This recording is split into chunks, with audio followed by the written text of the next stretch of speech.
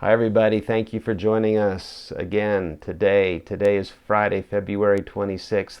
This is our third refresh message this week. We're talking about making the tree good. I'm Pastor Steve Green.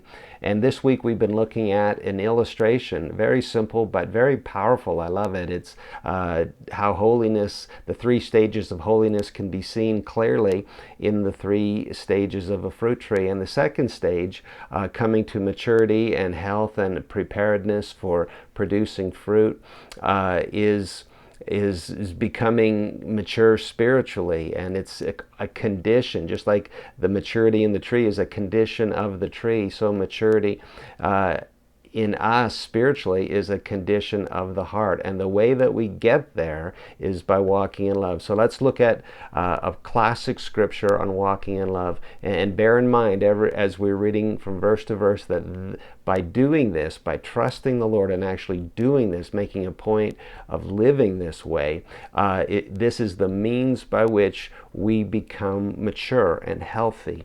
So 1 Corinthians 13 verses 4 to 8, verse 4, love endures long and is patient and kind. So even if the circumstances require endurance, love is still patient and still kind after it's been enduring.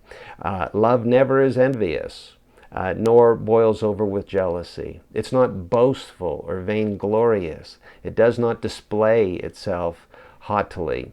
And none of us want to think of ourselves as doing that. It's not hard to do. It can be it's a human thing to want to be seen as, to think of ourselves as better than, a cut above, in competition with other people. Love won't do that. In verse 5, it is not conceited, it's not arrogant and inflated with pride, it's not rude or unmannerly, it does not act unbecomingly. God's love in us does not insist on its own rights or its own way, for it's not self-seeking. It is not touchy or fretful or resentful, takes no account of the evil done to it, pays no attention to a suffered wrong. It does not rejoice, in verse 6, at injustice and unrighteousness, but rejoices when right and truth prevail.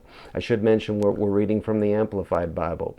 In verse 7, love bears up under anything and everything that comes. It's ever ready to believe the best of every person.